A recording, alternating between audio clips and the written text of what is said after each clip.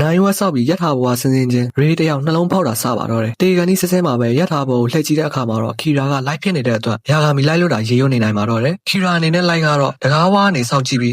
さよならレイペンバကဲအားလုံးပဲမင်္ဂလာပါကပ်ပရီကပ်ပြန်မှာကြိုဆိုလိုက်ပါတယ်အပြည့်ပြည့်တွေပြီးသွားတဲ့အခါမှာတော့ရေပတ်မှာဂျပန်နိုင်ငံကိုလျှို့ဝှက်စုံစမ်းရေးကြောင်းရလာအောင်ပြောပြီးလိုက်ကိုဒီကိစ္စနဲ့ပတ်သက်ပြီးလျှို့ဝှက်ထားပေးဖို့တောင်းဆိုပါတယ်။လိုက်ပါကြည့်ရင်လည်းဒီအပြည့်ပြည့်ကိုလျှို့ဝှက်ထားတာခီရာအနေနဲ့တန်တရားအဝင်မခံရဖို့အတွက်ကောင်းတဲ့အချက်တစ်ခုလည်းဖြစ်ပါတယ်။ရေကလည်းအိမ်ပြန်ရောက်တဲ့အခါမှာတော့ဇနီးလောင်ဖြစ်သူကအသက်ပြင်ရှိကြီးတွေချနေတဲ့ရေကိုဘာကိစ္စတွေဖြစ်ခဲ့တာလဲလို့မေးပါတယ်။ရေကလည်းဘတ်စကားပြန်ပြီးဆွဲခံရတဲ့ကိစ္စကိုပြောပြပြီးတရားခံကလည်းအက်ဆီဒန့်ကြောင့်သေဆုံးသွားကြောင်းပြောပါတယ်။ဇနီးလောင်ဖြစ်သူကသူ့ရိုးသားရုံမှာဟုတ်ရဲ့လားလို့မေးပေမဲ့ရေကတော့ရာဇဝတ်မှုတွေနဲ့မပတ်သက်စေချင်တာကြောင့်ဆက်မပြောဖို့မှားပါတယ်။တကယ်တော့ဇနီးလောင်ဖြစ်သူကFBI agent ဟောင်းတယောက်လည်းဖြစ်ပါတယ်။ Ray ဂျပန်ကိုလာတော့ဇနီးလောင်ကမိဘဖြစ်သူတွေနဲ့တွေ့ချင်လို့ဂျပန်ကိုအတူလိုက်လာခဲ့တာဖြစ်ပါတယ်။ဇနီးလောင်ဖြစ်သူကိုရာဇဝတ်မှုတွေကိုမေ့ပြောက်ပြီးတာမန်အိမ်ရှင်မဘွားနဲ့တာ agent နေစေချင်တဲ့အတွက် Ray ကတော့ရာဇဝတ်မှုတွေနဲ့မပတ်သက်ဖို့မှားရခြင်းဖြစ်ပါတယ်။ Rock ကတော့ Ray ဘက်မှာကိုတတော့မှလာလို့မေးပေမဲ့ Light ကတော့သူ့ကိုတန်တရားမဝင်အောင်တပတ်လောက်ကြာမှတာတတ်မယ်လို့ဖြေပါတယ်။ Algo ခေါင်းစားဖို့အတွက်အကျဉ်းသားတွေကိုတတ်ပြီးအတိတ်ပဲမရှိတဲ့ message တွေကိုပေးဖို့စာအုပ်မှာထည့်ရေးချပါတယ်။မူမမှန်တဲ့တိဆုံးခြင်းနဲ့သူ message တွေချန်ခဲ့တဲ့အကျဉ်းသားတွေရဲ့စာတွေကို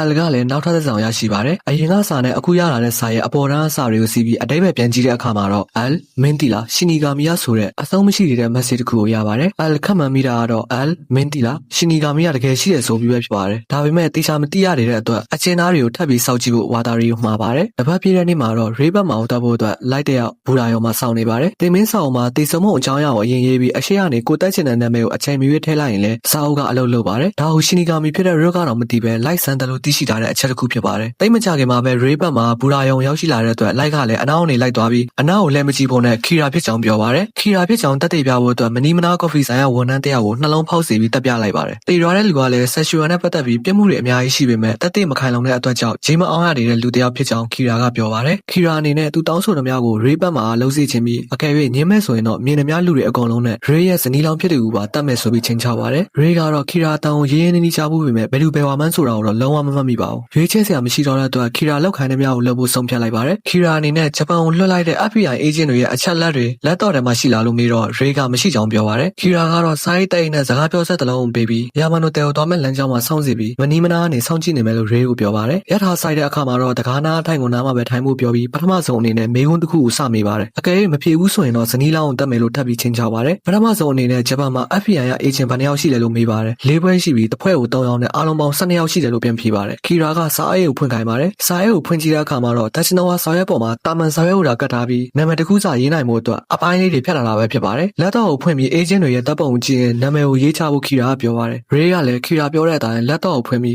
FBI agent တွေရဲ့နာမည်ကိုစာရွက်အပိုင်းစာတစ်ခုချင်းစီပေါ်မှာရေးချလိုက်ပါတယ်။အကုန်လုံးရေးချပြီးတော့တဲ့နောက်မှာတော့ခီရာကစာအိတ်တွေကိုစာရွက်နဲ့စကားပြောစက်ကိုပြန်ထည့်ပြီးပစ္စည်းတင်တဲ့စင်ပေါ်မှာတင်ထားဖို့ပြောပါတယ်။စာအိတ်ကိုမေးချင်ခဲ့သလိုခြံခဲ့ဖို့နဲ့လူတွေသတိမထားမိအောင်နိုင်ဝက်ချာမှာရထားဘဝဆင်ဖို့မှာပါတယ်။နိုင်ဝက်ဆောက်ပြီးရထားဘဝဆင်းဆင်းချင်း Ray တယောက်နှလုံးဖောက်တာစပါတော့တယ်။တေကန်ဒီဆဲဆဲမှာပဲရထားဘဝကိုလှည့်ကြည့်တဲ့အခါမှာတော့ခီရာကလိုက်ဖြစ်နေတဲ့အတွက်ယာဂါမီလိုက်လို့တာရေရွနေနိုင်မှာတော့တယ်။ခီရာအနေနဲ့လိုက်ကတော့တကားဝါကနေစောင့်ကြည့်ပြီးさよならレイペンバRest in Peace ပါရေးဘက်မှာကျွန်တော်အပေါ်မှာပြောထားသလိုပဲတေဆုံးမအကြောင်းအရာတွေကိုရေးထားပြီးအချိန်မွေးနာမည်ကိုထည့်ရေးလိုက်ရင်လည်းအဖက်ဖြစ်တဲ့အတွက်ကြောင့်ရေးထားတဲ့အကြောင်းအရာတွေကိုတာမန်စာရွက်နဲ့အပေါ်ကဖုံးထားပြီးနာမည်ရေးရမယ့်နေရာတွေကိုဒါအလွတ်ထားတာဖြစ်လို့အလွတ်နေရာတွေမှာရေးလိုက်တဲ့အတွက်ရေးဘက်မှာသူ့ရဲ့လက်ဖို့ကိုင်ဘက်တွေကိုသူတတိမထားမိခင်မှာပဲအကုန်လုံးတက်လိုက်မိပြီဖြစ်ပါတယ်။ American က FBI အဖွဲ့ချုပ်ကဂျပန်ကိုလွှတ်ထားတဲ့ agent တွေအကုန်လုံးနှလုံးဖောက်ပြီးတေဆုံးကြကုန်ပြီမလို့ကီရာရဲ့တရားစီရင်မှုလို့ယူဆပြီး agent တွေကိုထပ်ပြီးမလွတ်နိုင်တော့ကြောင်းအယ်လ်ကိုအကြောင်းကြားပါတယ်။တပတ်ကနေလဲဆိုအီချီရောကအယ်လ်ကိုဖုံးဆက်ပြီးရေးထားတာလူတွေကို agent တွေနဲ့လိုက်ဆုံစမ်းနေတဲ့အတွက်သူတို့ကိုတန်တရားဝင်နေတဲ့အယ်လ်ကိုလောင်နေကြပါတယ်။ဖုံးချပြီးတိတ်မကြခင်မှာပဲတေဆုံးသွားတဲ့အချင်းသားတွေစီကမက်ဆေ့တစ်ခုထည့်ရကြောင်းဝါတာရီစီကနေပုံတပုံထည့်ရောက်လာပါတယ်။စာရီအကုန်လုံးပေါင်းကြည့်လိုက်တဲ့အခါမှာတော့ Al